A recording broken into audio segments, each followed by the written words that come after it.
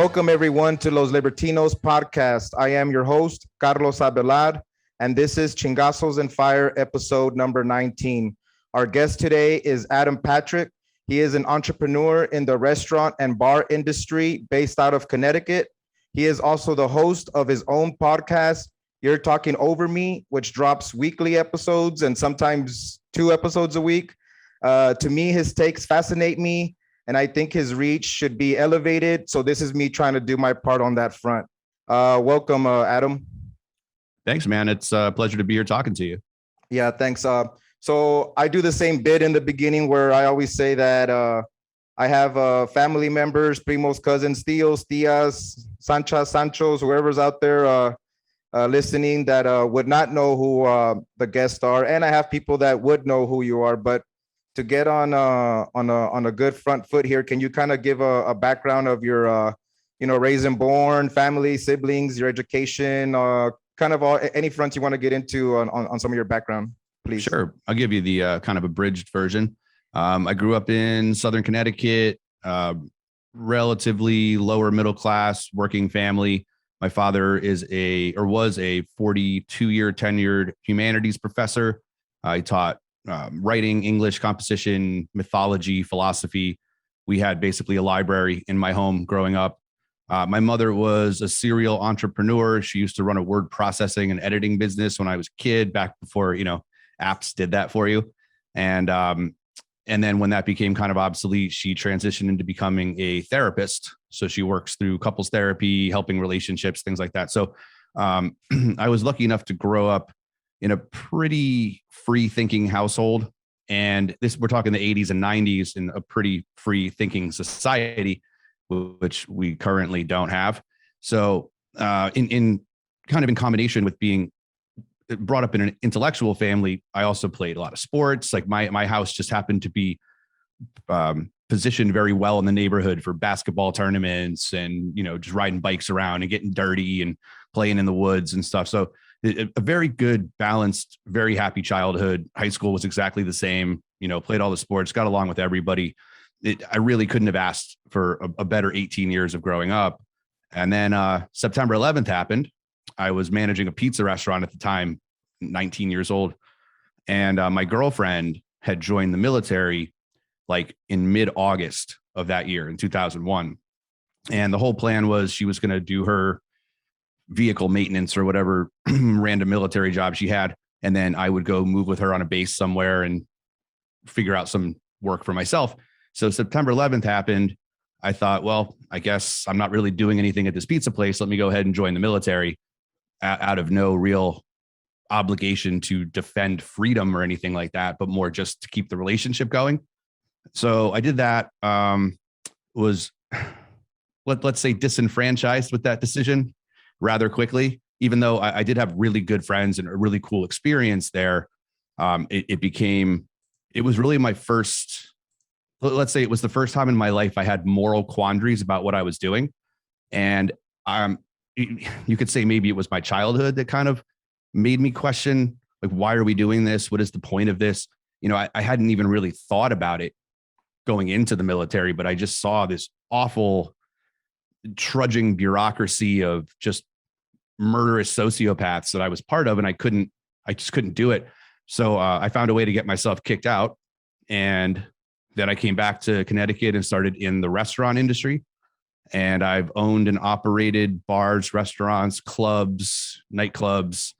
I had a small cocktail bar for a couple of years here in Connecticut. We did like really high-end cocktails.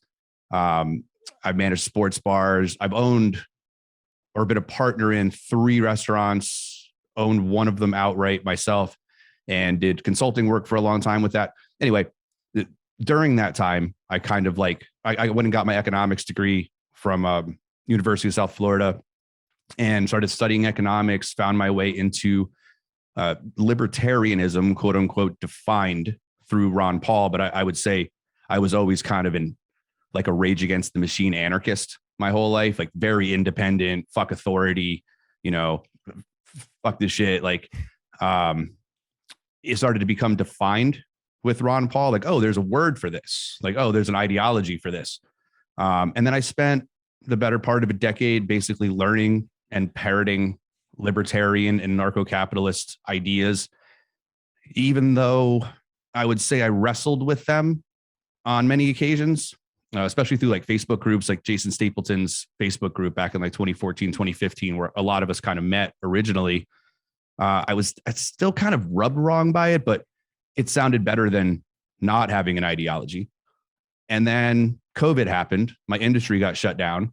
I had always talked about doing a radio show or a podcast or something, because when you're behind a bar for a living, you're a natural performer. And I thought, this is something new, and I'll challenge myself and see if I can learn something. And, it's still a little nervous every time you get in front of a microphone.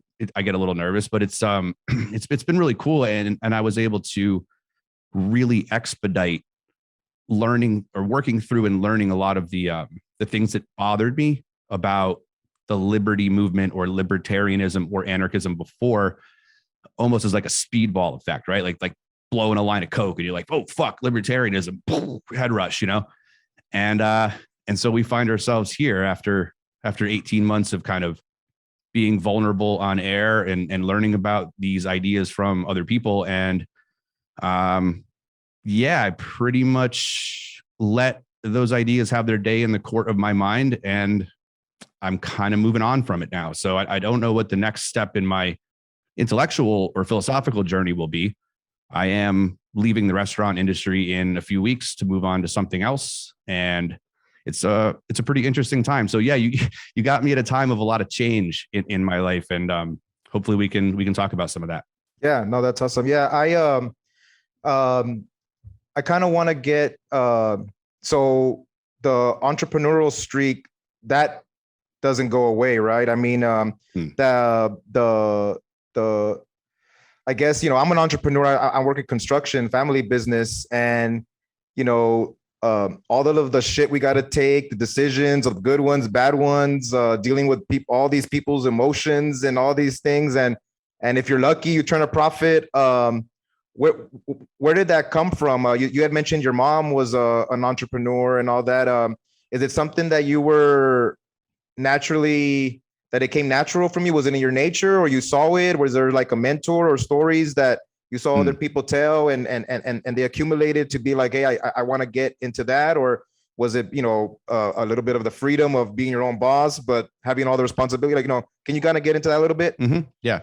I think, I touched on briefly this sort of rage against the machine anarchist personality that I had growing up. And to be fair, like a lot of people were like that in the 80s, 90s. It was a very rebellious couple of decades. And I think the reason that I always wanted to work for myself was because I don't like being told what to do.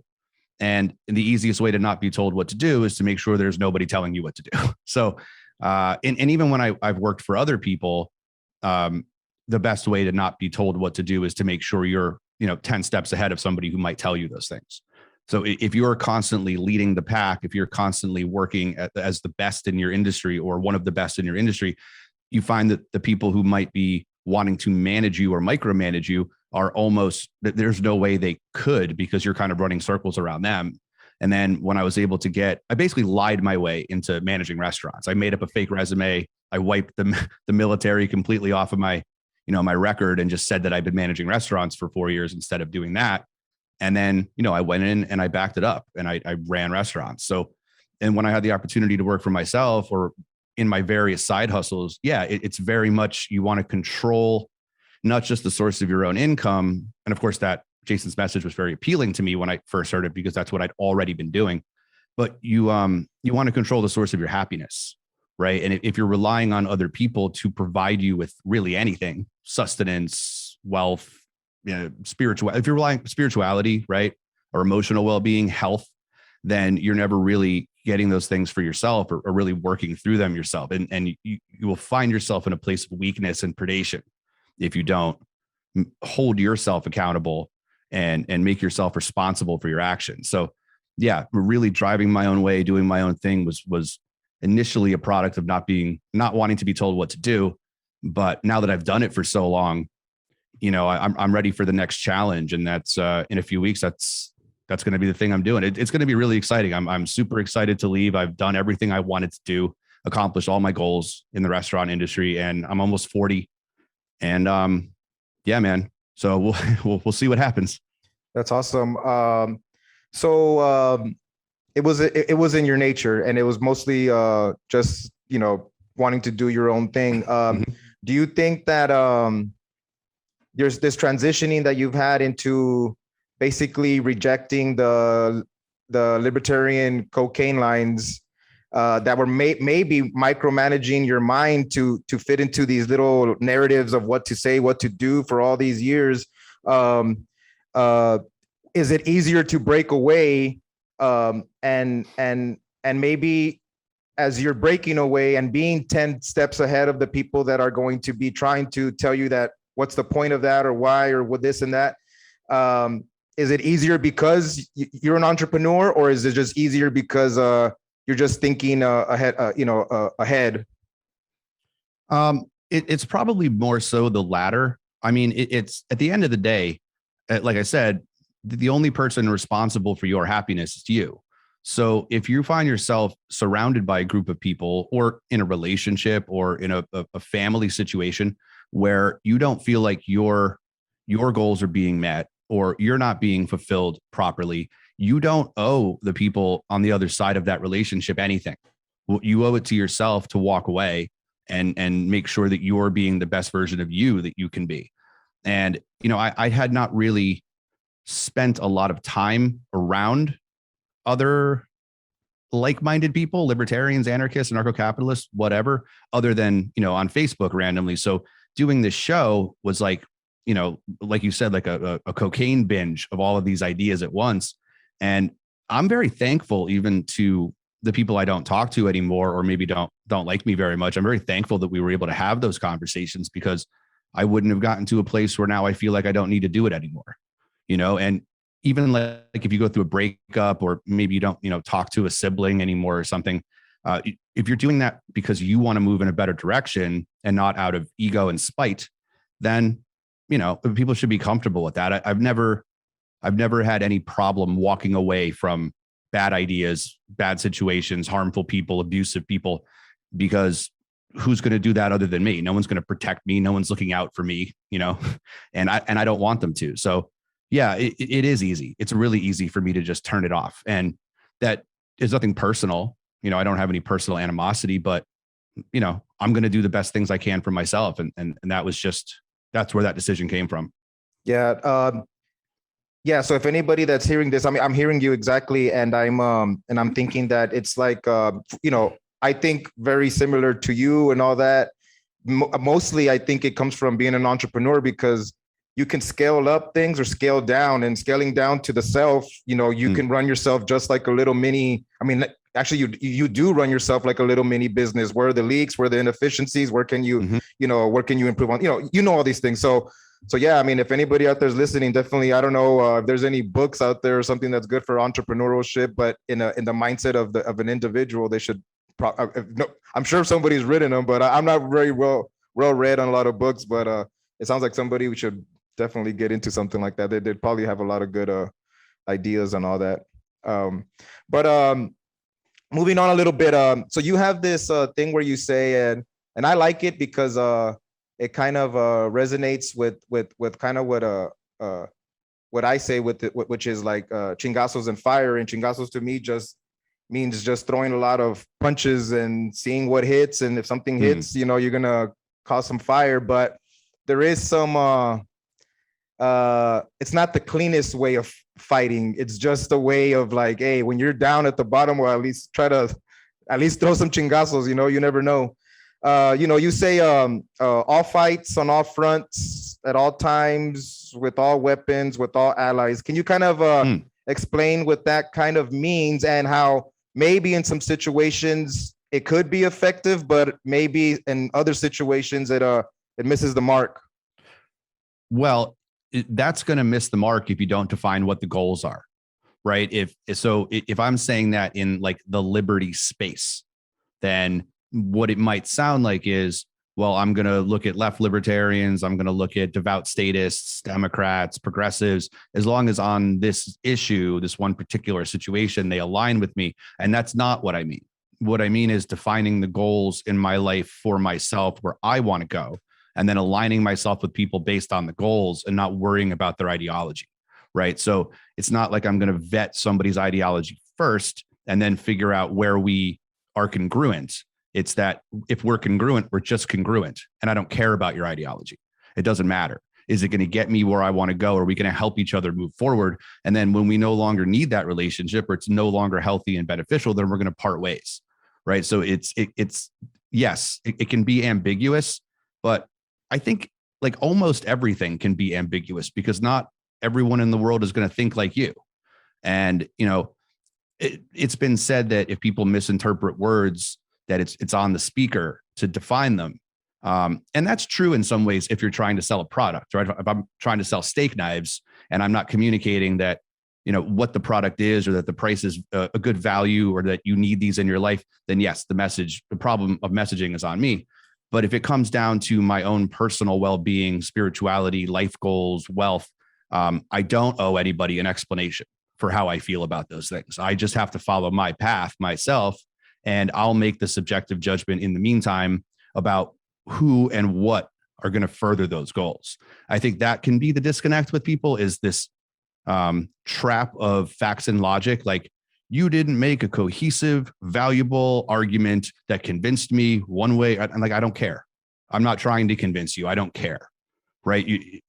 If you're coming at me with that, just, I don't want anything to do with you. I know where I'm going and you're just in the way. So you will get that a lot on social media because that's just what people are trained to do. They're trained to react that way. It doesn't matter. Like, your life will go on if that person thinks you're an asshole, right? It doesn't affect me in one way. Like, you're a prick. You didn't. Okay, man, whatever. I'm going to go walk my dogs and it's a beautiful day outside and I don't care. So I think maybe that's the hang up. But again, it doesn't matter to me what other people think, Yeah, no, I hear you. Do you think that you have a system in place that if you're in this space, well, actually, I don't know. You've talked about that that how to make your show big if you wanted to, but that you don't because I guess you want to have quality over quantity on your listener base, which I respect, man. That's cool. But there's no way you can't stop if it does grow organically really big. And that just means that you're going to get more people, negative, throwing negative spears at you and all that.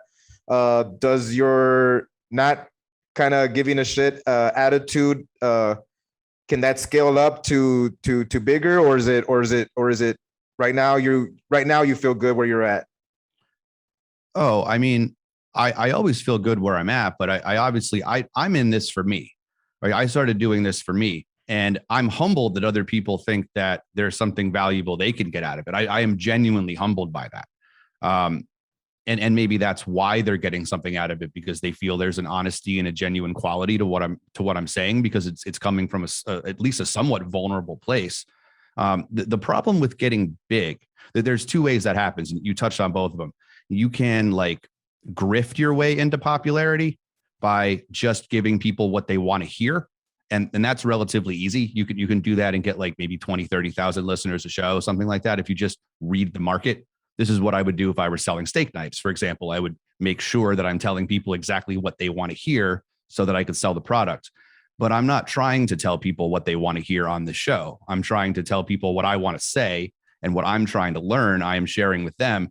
And I don't expect a lot of people to find that receptive. I mean, maybe they find the idea of it receptive, but so the other route there, and this is my fear, is any of these ideas become mainstream and then they're worth questioning even deeper, right? So if we find that I don't know, MSNBC or Rachel Maddow is talking about post-libertarianism or something 2 years from now, there's genuinely something wrong with post-libertarianism, and it's time to rethink those ideas, right? There's certain things about individuality and really following your heart that they shouldn't be all that agreeable to that many people. And hold on, I gotta interrupt. So, but so if it goes mainstream, it's bad? That's my working theory. Yeah. I think anytime you have a large amount of people subscribing to an idea that used to be fringe, I think you should look at it as a suspect idea, because I don't know, we have just seen probably over the course of our lives that 99 point something % of people just follow. They're just followers. They're never going to have new ideas. They're never going to think for themselves. The reason there's a government is because of people like this, right? And if those people are starting to say your ideas, then it's time for you to have a personal evolution and try to figure out what to do next. And I'm not saying to do that to be contrarian. I'm saying that there's something wrong with the ideas. So first of all, I don't expect a lot of the things that we talk about in this space to go mainstream. On the off chance they did, it would be because the ideas weren't good. Yeah. Is someone's show like, like a Rogan show? Is that, do you consider that mainstream? Where those ideas do get some light? Well, what's interesting about what Joe Rogan does is he's not really trying to sell you an idea, right? He's just he's a focal point for other people to come on and showcase their ideas. And that's, I could probably do an episode like that, but I don't know how much I would get out of it. Maybe I could do it secondary to this one. Well, I like having the conversations that I'm having because they help me grow and learn. I don't think what Joe's doing is that, right? Being a sounding board for other people is certainly an avenue you could take. And I think there's a reason that show is as popular as it is, because he's neutral on most things. And you can see when the few times where he isn't, like how they'll just try to destroy him in the corporate press, because he becomes a threat to their livelihood and anything they can get on him. No, I think that type of show works. He's a very unique individual in walking a balancing act there that I don't think a lot of people, including myself, really have like the innate ability to do. He's really a very unique gem to humanity that is very hard to duplicate. You almost have to stumble into that organically and like emergently. And for every Joe Rogan, there's however many hundreds of thousands of people that failed miserably at that tact. So, I mean, more power to him, but not my path. Although it would be great to be on the show someday. Yeah, no doubt. That's for sure.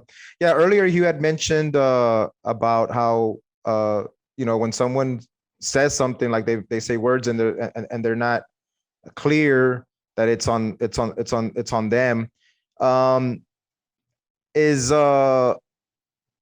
What kind of magic can be played with wordplay? Whether it's intentional or not, because like I said, I'm not very well read, but I can hear pretty good a lot of stuff, and sometimes I can hear in between like letters and stuff. But I always feel there's a lot of I'm saying magic because I wanted to kind of segue into some of the other stuff I want to get into you with, but is there a lot of that going on, or is it just the way people talk sometimes, and or do they have intention? Like when someone says, "Oh, I didn't understand that," you said, "Well, I don't care." Like, it's not. Do you feel that maybe sometimes you want to make it a little clear so that way, or I'm just kind of asking, like, because sometimes to be honest, like when you put some stuff, it makes me think, and I try to follow. And I'm not saying that you're doing magic with words, but it's probably just my lack of like trying to understand your style more, and that's probably why I'm having you on. Yeah. So I guess you said you don't feel responsibility to that, but is there any magic are you playing any magic with your words a little bit? Well, there is a difference between somebody coming at you in good faith with genuine curiosity that wants to work through ideas that you feel like you could trust having a conversation with. I would say you are in that category, right? When it comes to what you would call magic there, which I would say is a proper term, but magic is really just messaging and marketing. I think you'll find the reason that people word things the way they do on places like Twitter is a sort of a gatekeeping exercise to filter out the people who are coming at you in bad faith, who are trying to take you down, who are trying to claw their way into your brain and your heart and make you unhappy and have you follow a path of chaos. So in the way that you word things very much influences the type of people you're going to attract. And for everybody who's come and said, this is a word salad, or it's cryptic, or I don't understand, or can you break it down for me, or fuck this.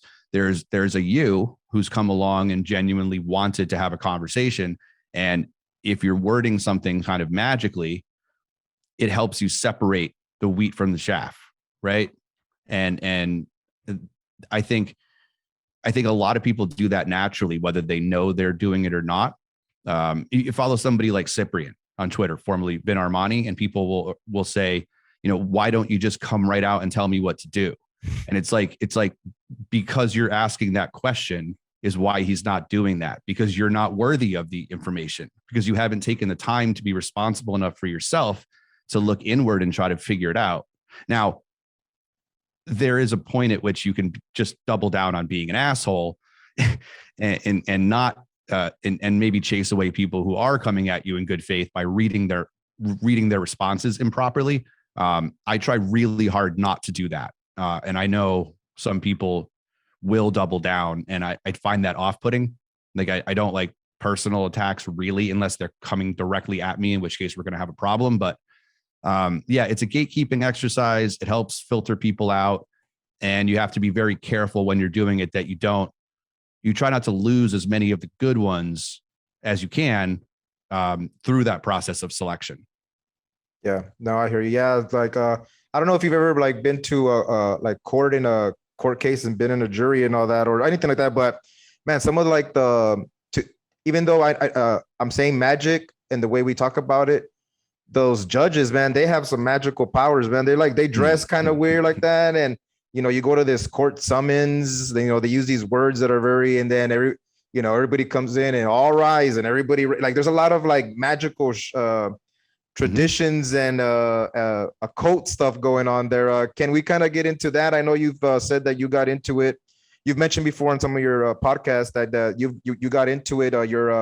You had mentioned that your family was very free about like, hey, get into whatever you kind of want, but can you kind of talk a little bit about that? Because a lot of my audience that are like the primos and cousins, they're automatically gonna go to like, this, all the the cross and go, ¿qué pasa? But doesn't have to be that. You were just curious about that. Can you kind of get into that a little bit? Well, let me talk about the judges and the courts and stuff, right? So human beings have, it seems to me, some kind of innate biological programming toward religion, toward form, function, myths, traditions, certain societal structures, stories, right? And these things play out time and time again. And even post-Enlightenment, we're only 500 years into the Enlightenment. We've seen the rise of the Church of Woke, right? Which is just another religion. Fauci's there, one of their priests, and the mask is a talisman, and the vaccine is a baptism. It's all the same rituals. And so if you look at something like the justice system, all of those rituals, it's no different than, the ancients having their shaman dance around and try to make sure the rain comes, for the harvest. Right. And we like to think in this society right now, in the Western culture, that we're so enlightened that we've moved past all of these, Aboriginal backwards ideas of the ancients. And we're just performing the same rituals, but we're performing them in a way that doesn't include the point of the ritual in the first place, right? Which is a connection to the mystical, is a connection to the Most High. We've taken the goal out, but we're still performing the rituals. So there's no wonder why we just went through the past 18 months, in the world, because people are trying to fill a God-shaped hole in their heart with shiny shit, and it's not going to work. So yes, we're going through the rituals, but we've lost the reason why. And we're scrambling around, clawing at the soil, trying to find the why, right? And we're replacing the why with a really bad one. Like the good why, we're replacing with a terrible why.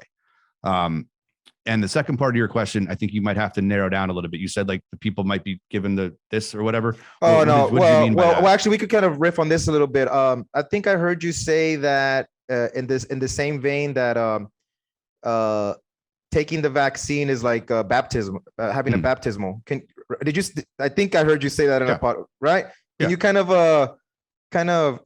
talk a little bit more on that idea? Yeah. So just kind of saying it again, like the the rituals that people have gone through in the past, right? Like the whole idea of the coming of age. But let's go back to like the ancient biblical times, or the ancient Egyptians, or the the Aztecs or the Incas, right? You go through all of these rituals when you're younger in this coming of age thing, right? To go through pain and trial and tribulation and build you up to be a strong human being that can face the inevitable destruction of the world around you. Like, there's a reason that you do that. And they didn't have facts and logic back then. It was all mythos, right? It's all myths. And myths don't mean lies. They just mean a story.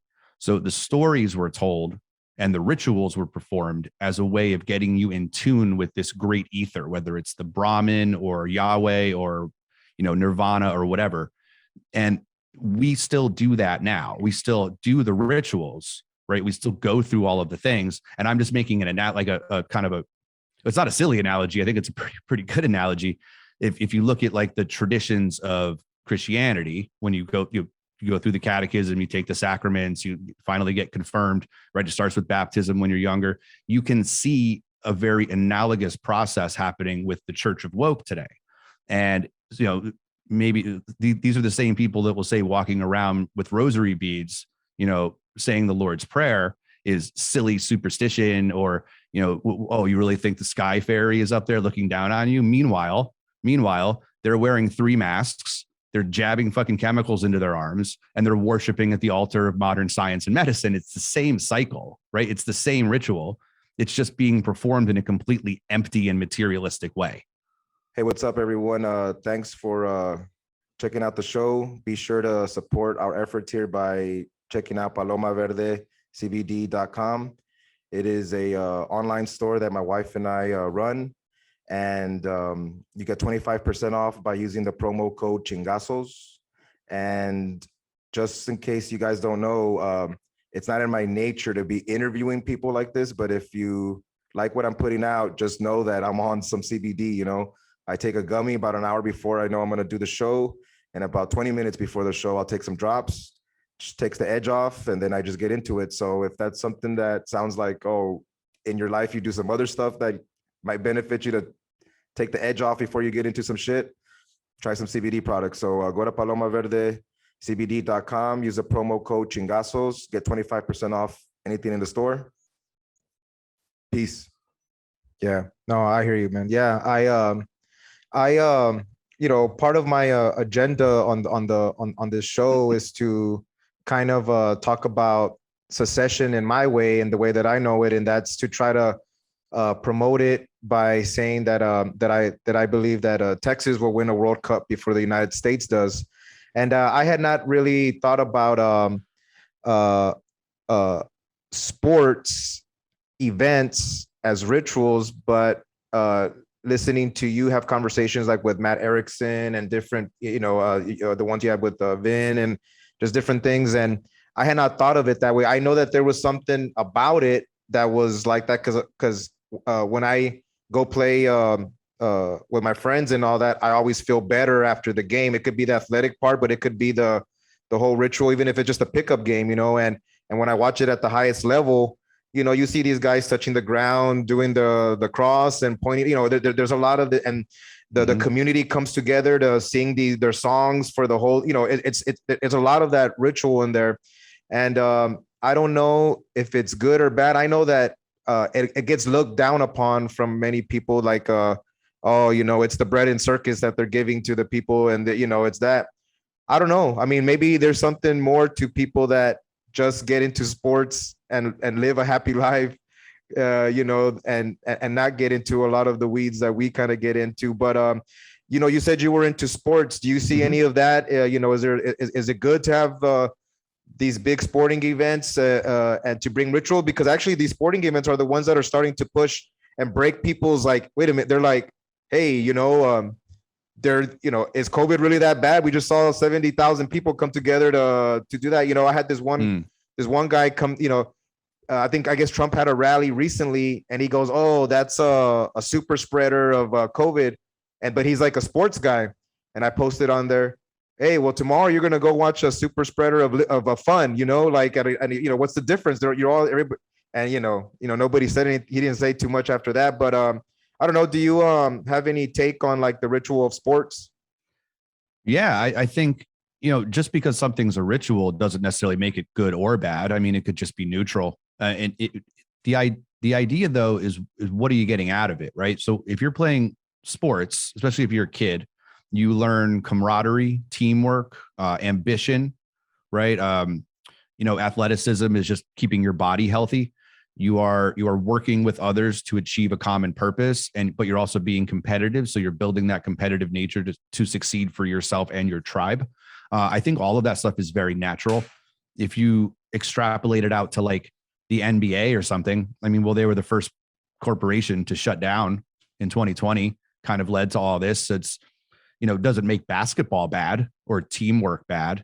It might make the NBA bad, but it's not like I'm going to be one of those libertarians in my basement saying like boycott the NBA or something. Like, just don't go to the games if they require a vaccine passport, or if it starts getting too woke for you, like just don't watch it. But it doesn't mean you can't play it, right? It doesn't mean you can't find your friends and have a 3-on-3 pickup game down at the park, out of some like sense of loyalty to your principles or something. That would just be, I think, ridiculous. So yeah, the problem with the Enlightenment idea of individuality is that it sort of makes you an outcast and ostracizes you from all of the good things that you can glean from groups. Now there's a shitload of bad things you can get from groups too, but as long as you do it for the right reasons and you're with the right group, sports is a really good way. It's really probably the closest thing we have in like Western modern culture to something like the ancients would have gone through as part of their rituals of passage. Maybe like I really can't think of anything that is as raw as kind of sports when you're a kid. And man, thinking about depriving people of that, it might be like the one last thing we have in this culture that's keeping it together at all. Yeah, no, I like for like team sports for sure. I'm a soccer fan, a football fan, but for individual, boxing is my stuff. As a kid, the whole ritual of boxing, and I never even knew the interaction that I was having with the state, because I would just go to boxing events as a kid. My dad would take me, and it was just like, oh, okay, we're gonna go see the fight. And as I got older, you start learning about, oh, there's a commissioner that's at the events. They commission these fights. They're basically allowing two people to kill themselves without any consequences. And there's the doctor just in case somebody dies. And we're basically seeing like legalized war right in front of you. But I always thought like, all right, but it's fair, right? I mean, they both are gonna get into it. So let's see what they got, and well, it's better than actual war. Oh yeah, right? no, I always, for sure. Yeah. Like I said, I like to say that, I'm not anti-war. I'm just anti like country war, individual war. So you want to throw some chingazos? Hey, let me know how much and I'll go check it out, but,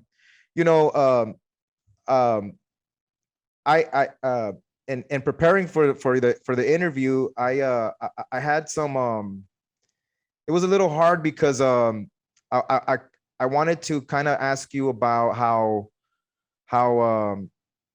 I guess the right way is like the overreaction of our institutions to these big threats. Afghanistan just finished, and I like to bring the parallels that now it's almost becoming like either a ritual or a cycle of, you already know that the government's gonna overreact.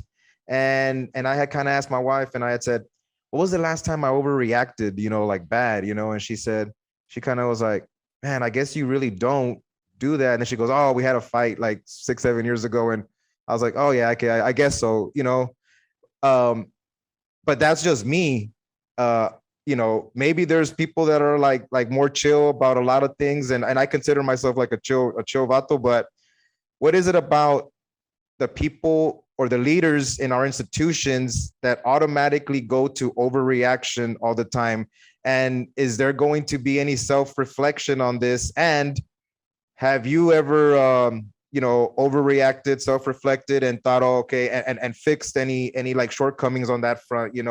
Because like we can tell the leaders of all these institutions, hey, why don't you, do this and that? But if we don't do it, ourselves, then it's really like empty, So Yeah, no, it's kind of a question there. If you can. Well, yeah. I mean, I probably my biggest personal flaw is I have a ridiculously bad temper, which does not manifest itself very often, but I definitely take when I can pretty much handle anything. But if somebody attacks my friends or they come at like a girlfriend or my parents or somebody that I know isn't going to defend themselves, or even if it's just a bully, like bullying somebody who's weak or something, I can be very, very aggressive and defensive in those situations. And almost in every situation, the next day I'll end up regretting it, not because I don't think I was making the right decision in general, but because maybe I could have handled it in a less aggressive way. If you're asking me, do I think the leaders of the government can do that? No, because they're not human beings, right? They're disgusting lizard people, and they don't have hearts and souls. They're also incredibly stupid. Like they're not intelligent human beings who could ever produce anything good for society. Otherwise, they'd be doing that. So no, their entire incentive for living is to continue to convince dumb people that they need them when they don't. So keeping people dumb, keeping people poor, right? Keeping people on degrading habits like drugs or atheism, or just living off the welfare of the state, rather than teaching people how to be self-sufficient. And it's not like if you go through periods of being down and out in your life, that there shouldn't be some sort of a way for you to get your leg back up again, right? It's that these systems are designed to do exactly the opposite. They're designed to keep you dumb and poor. And the only way these people can continue to have power over you is to convince you that you can't get yourself out of that situation, and to change your mentality so that you have to have them. They have to have that power. So no, there's no way they could, because they were genuinely conflicted about this, they would leave, right? And people do. I mean, people do leave the government all the time, but I mean, not really anyone of consequence. Like you might have somebody like a Justin Amash who leaves out of some question of morality, but it wasn't like the reason he didn't really have any power in the first place was because he always had some kind of moral quandaries about, you know what I mean? That's why he was kind of never anyone who could have affected change, and never will be anybody who could affect change, because he's like a decent human being. So decent human beings don't go into politics. So the only people that are there are like not human beings. They're just like some kind of weird lizard demon with like human skin on them. And of course I don't really mean that, but no, there's no way these people could possibly be capable of self-reflection or criticizing their own actions, because once you do that, then you've shown the population that they don't need you anymore, right? That you couldn't have George Bush never could have gotten us out of Afghanistan, right? Fauci's never going to, say he was wrong about everything, because once they do that, then everyone's eyes are open and they realize that they don't need these people anymore. So it would be completely counterproductive for them. Their incentives or their incentive structures are completely the opposite. Can you kind of describe their incentive structures in terms of, can we say these people, I think, a lot of us, respect like the Curtis Yarvin's stuff, like he'll say like they're part of the cathedral. And like that that there's not this big grand conspiracy, but they all know how to get on the same boat and row the way of, the waters of their incentives, I guess you might want to say, or something like that.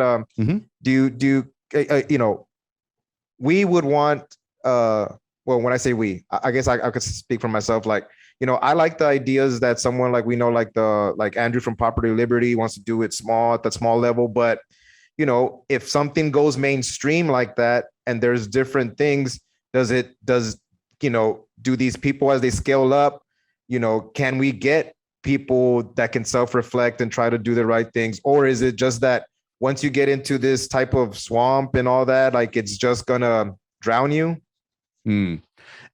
So what Andrew's trying to do is recognize a problem and try to figure out how to work into the system a different incentive structure so that people don't act the way they're currently acting, right? Like, so for example, if in the Constitution, there had been an amendment or some type of clause that played out a secession mechanism, right? You probably could have avoided a lot of issues in government and statism in the past. So his idea of defining archotropism and saying that archotropism is a problem that he is seeing and defining leads him then to try to come up with solutions to prevent the state from growing power on predation, right? So he's trying to answer those questions, and time will tell if what he's come up with or what he's coming up with will work.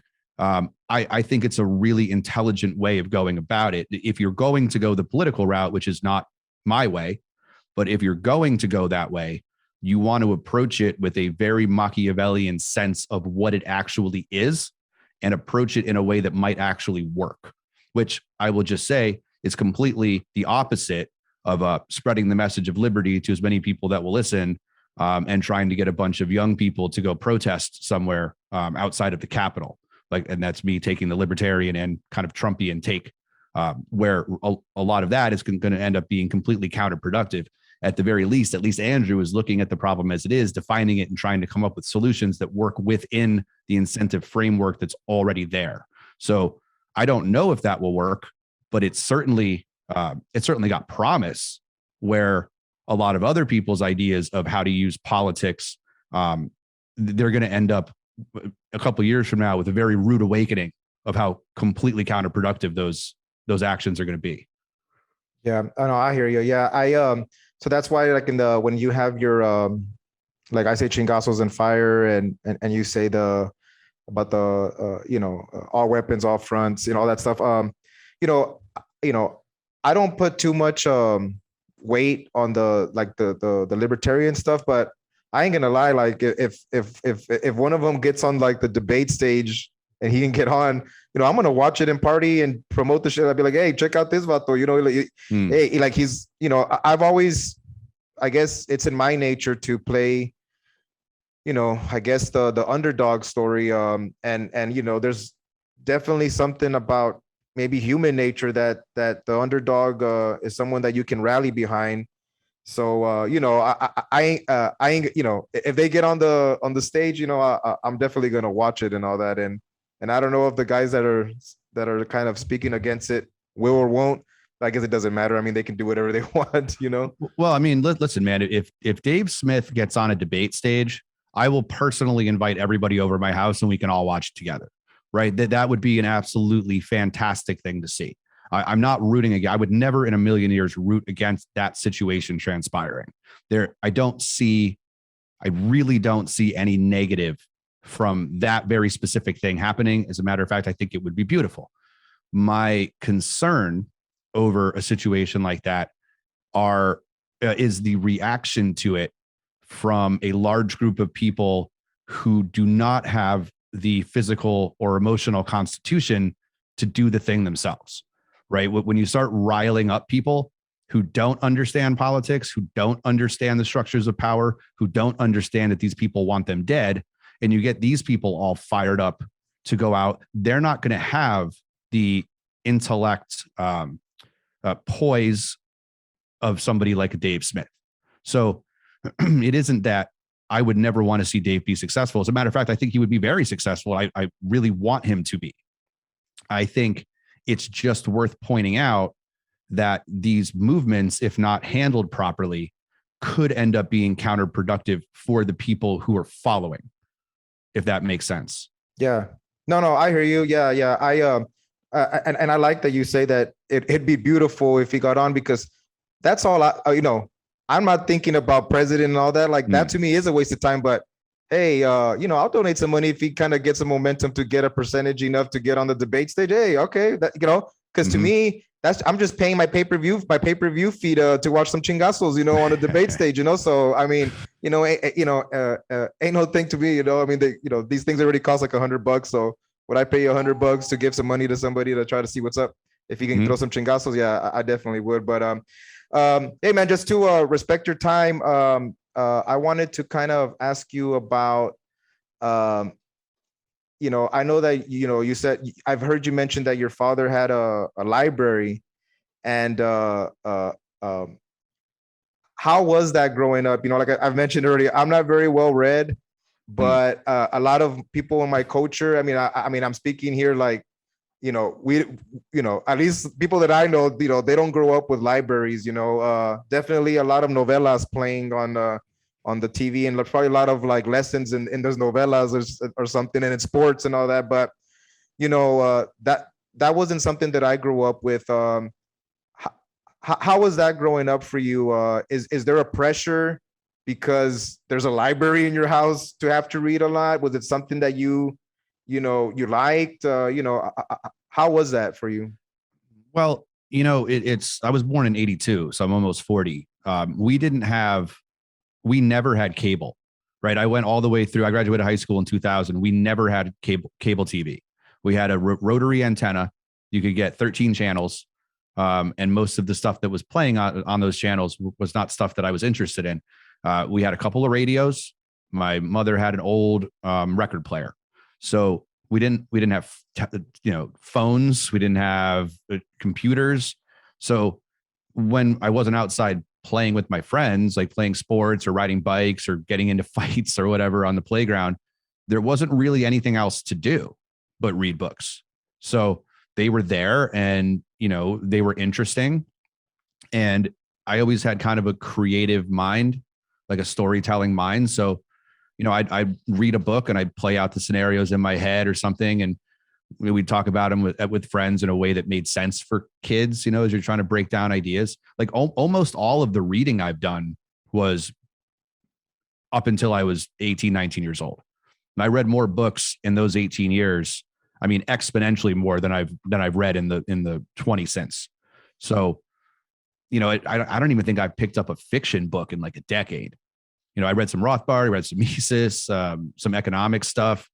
But it's only been in the last year and a half that I've gotten back into reading again. And to be completely honest, it's almost all audiobooks because I'm moving around so much and working so much. I listen to it on the way to work. I listen to it while I'm setting up, or listen to it while I'm doing payroll or something. And I'm listening to all these audiobooks. For that space in the middle, it was all work. I was just working so hard, so ambitious.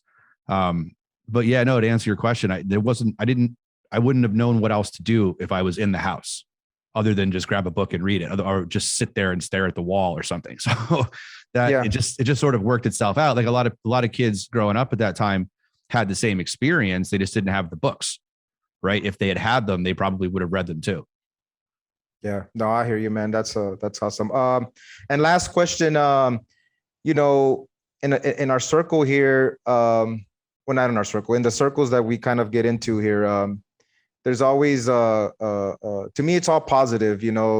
People have their little beefs here and there, but that's always going to happen. If you didn't, then you don't get to like find out, people's character, I guess, on how they react to hearing either criticism or positive or negative and all that. But I still like to think that it's all in good faith. Do you consider yourself like a part of the remnant? Define the remnant. The ones that are going to build society when everything goes to shit? I mean, I would consider myself somebody who's spent at least the last decade of my life building a society for myself. I certainly think I could help people through that if they had questions about kind of the logistics of it. There's a lot that I don't know. And something that's really been beneficial over the last year and a half of being involved in like the liberty space or whatever you want to call it is it's really gotten me to become really good friends with a lot of people who have the same goals, and then realize who the people are who do not have those goals, that are not looking to do what you just said, and to learn to separate the two of them. I don't. So here's the thing. I don't really believe in the collapse of Western society. I do think it will probably slowly morph into some kind of a corporate technocracy. But to say that Western culture is going to collapse is sort of missing, not that you're doing this, but in general, kind of missing the point that Western civilization is doing exactly what it's supposed to do, right? It's moving in the very direction it's designed to move in based on the ideas that it created for itself. So this enlightenment kind of through the Reformation, through deism, kind of Cartesian philosophy is just playing out the way it's designed. It's not like it's a good thing and we fucked it up. It's that it was always a bad thing and we could not do anything to save it because this is what it's always been destined to do. So it's either, wait for it to morph into something else and let it bother you, or mentally check out and just go do your thing. Because there's some crazy shit going on. And maybe you can't, physically affect change, but you can change your mind to where you're not driving yourself crazy every day worrying about it.